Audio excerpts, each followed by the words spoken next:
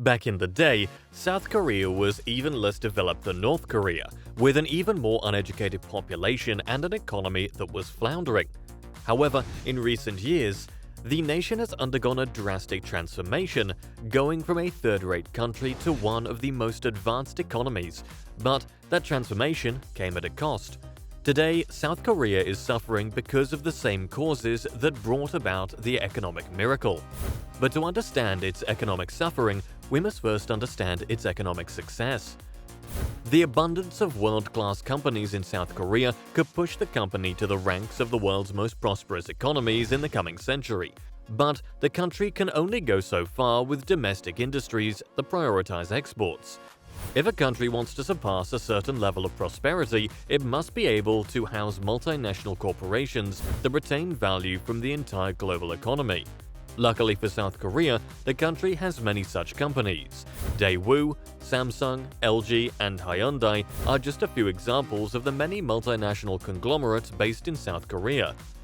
Every one of them sells famous products all over the world, and a lot of their business happens outside of South Korean soil, and the country of origin benefits from the profits.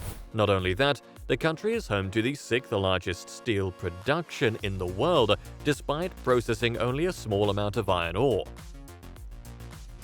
Countries like China, Japan, and India require these raw materials for manufacturing or infrastructure development, so they import them, purify them, and sell refined steel parts to these countries at a significant markup. The steel is used to power South Korea's industries as well. But another thing that really helped South Korea grow to the rank it has is global trade. Over the last century, global trade and cooperation in the economy have been the two most important factors driving global growth. The more countries trade with each other, the more they can specialize and offer the global economy better and cheaper goods and services. As a result, global trade value almost exactly matches global GDP. 90% of the world's trade is facilitated by enormous container ships and bulk freighters because they are the most cost-effective means of transporting products across great distances. As a result, countries that have direct access to the oceans are generally richer than landlocked countries, well, except for Europe. Of the 12 nations with the lowest Human Development Index scores, 9 are landlocked and not a single one of them is well developed. And because of their extreme economic disadvantage in today's global market, the United Nations has created a special category for landlocked developing nations, abbreviated as LLDC.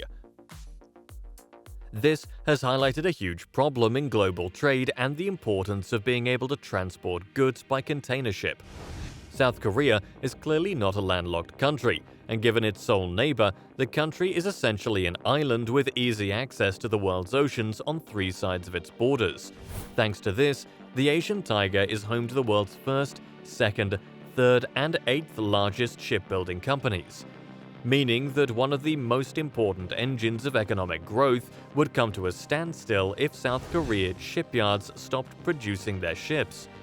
With recent trade tensions and conflicts, people are worried about global trade slowing down soon. But luckily for South Korea, this isn't their sole internationally significant industry. South Korea doesn't get mentioned a lot with the likes of China and Taiwan, but it hosts the world's largest production of advanced semiconductors. And being the world's second largest producer, South Korea stands to benefit greatly from the business as long as the United States and China remain locked in a Cold War over obtaining these chips. There are many industries pouring money into South Korea, but that's not the reason why its economy is so interesting. That title goes to its pop culture. The globalization of Korean pop culture is also having a positive impact on the country's economy, which could outweigh any benefits from Shipyard Global's automobile firm or semiconductor strategy. From K-pop to K-dramas to even Korean food, it became a much-wanted product around the globe, and as a result, many people have started developing an interest in visiting Korea, helping its tourism industry to boom substantially. But even with so many factors helping the country grow, the reality of its economic miracle is much darker. South Korea is known for its high-tech industries and big business groups, so you might think that the country is immune to economic downturns. People often think of Seoul's skyline, which is made up of sleek buildings lit up with bright lights that represent the city's thriving economy. But the truth is something completely different. South Korea's economy has shrunk by 0.4% in the last 3 months of 2023. This is the first time something like this has happened since the COVID-19 outbreak in 2020. Not only that, the country is facing its first possible recession in 3 years. Exports dropped very quickly in January 2023 by a concerning 16.6%, which is a lot more than the projected 11.3%. Imports also went down by 2.6%, which was a little less than the 3.6% drop that was expected. South Korea had a staggering monthly deficit of $12.69 billion, which is a new record for the country. People usually think that South Korea's economy is very hard to collapse, but this truth will shock many. To understand why such a thing occurred, we must go back in time to the 1950s and understand South Korea's economic miracle. Having a global megacity like Seoul is typically seen as an asset for most countries. However, for South Korea, the situation is quite the opposite. The capital city has been stifling the country, reducing economic growth and causing several other problems. But how did one city gain dominance over the entire country? Well, after the war ended in the 1950s, South Korea was a really poor country, even worse than North Korea. But it had good and well-spread population growth, and Seoul was like any other major city in South Korea. But things began to shift shortly after, and the Korean economic miracle got its start when the government began subsidizing the country's biggest companies, with a focus on Seoul, and that's also where most of the funding was going. So even though the national economy was expanding, much of the growth was happening in Seoul, which attracted residents from surrounding cities and rural areas. This turned into a big problem for the government, and despite their efforts to get companies to move their operations to other cities, it was already too late. To further push the economic miracle, the government pushed for higher education, but with all the employment being in Seoul, students were eager to attend schools there too. As a result, schools in other areas were shuttering because of low enrollment, while universities in Seoul were raking in millions and rising in quality and renown. And since Seoul had the most skilled graduates, more and more industries started to move to the city, creating a never-ending cycle. Eventually, the capital became overpopulated, and it became something like a black hole for the country, as the government was forced to pump more and more money into the city, even though its residents were starting to get miserable. According to figures from the National Statistics Office in 2022, there was a 0.3% increase from the previous year, with 13,300 Koreans taking their own lives in 2021. Among the 38 member states of the Organization for Economic Cooperation and Development, South Korea ranked 36 in February 2022 for life happiness, despite having a technologically advanced society. South Korea's happiness score was 5.9, significantly lower than the 6.7 average of the OECD, and the reasons given for this decline include increasing household debt, a lack of free time, and feelings of loneliness.